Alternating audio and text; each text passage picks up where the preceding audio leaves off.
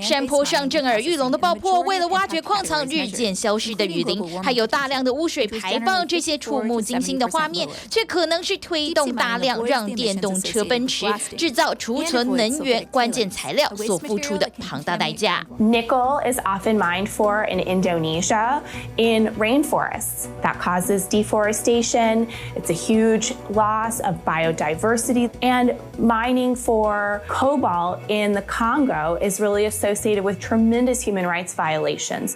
偏偏目前对于这些金属的需求量还在不断攀升，预计到2030年，对镍的需求量将增加20倍，锰的需求量也会翻涨8倍，钴也会成长3倍。We need to, if we are going to scale, if you are going to remain competitive from a supply chain perspective, you need to look at everything that's on the table today for some of these critical minerals and metals, because fundamentally the way we've done things in the past isn't bringing material to the market quick enough.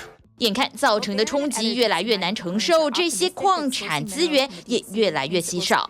开始有企业把眼光望向伸手不见五指的海底，有大量像这样的金属结合，其中当中包括镍、钴、铜，还有锰等金属物质。The Clarion-Clipperton Zone, they estimate there's more than 20 billion tons of nodules in the area. And when it comes to nickel, they estimate there's around 270 million tons. I am absolutely convinced of is that we can slow down or maybe even stop the growth in rainforest nickel.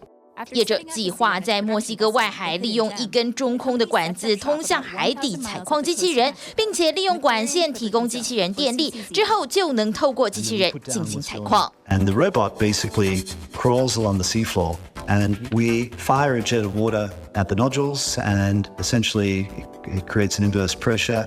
And as the collector head moves, we lift the nodules, thereby minimizing the impact we make on any of the seafloor. And then we separate the sediment, and then we put the nodules into our vertical transport system that pumps them up to our production vessel.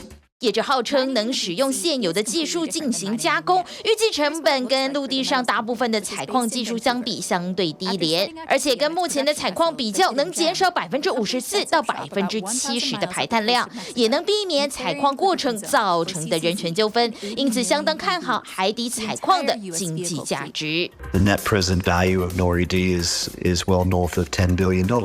And so it's valuable, and we have a defined resource of about 1.6 billion tons of polymetallic nodules. 但在环保团体的眼中，为了减少陆地的伤害，改选择破坏深海生态的做法相当不能接受。Because the deep sea is so fragile, we would like to see this not happening there, at least until science has been able to do its part.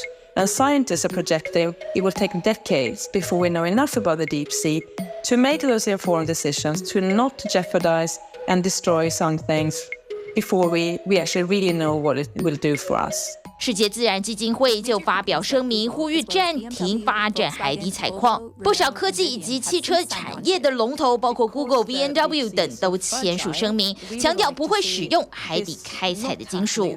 What is clear is that it's easier to monitor land mining than deep sea mining, and also easier to restore a land mine than a deep sea mine could be in the future. 不只是生态保育的疑虑，目前相关法规都还没有通过，尤其还牵涉地缘政治，更让整个申请核准过程难以推动。They do not have a specific set of regulations determined for how deep sea mining would go forward. Those conversations are ongoing and they're hotly debated.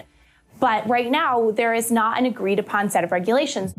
专家更担心，一旦开放海底以及陆地的采矿掀起竞争，造成的环境冲击可能会比想象中来的大。认为电池回收才是真正减少碳排放又降低对环境伤害的方法。利用现有的矿藏不断循环，不论是对陆地还是海洋的冲击，都能降到最低。TVBS新闻综合报道。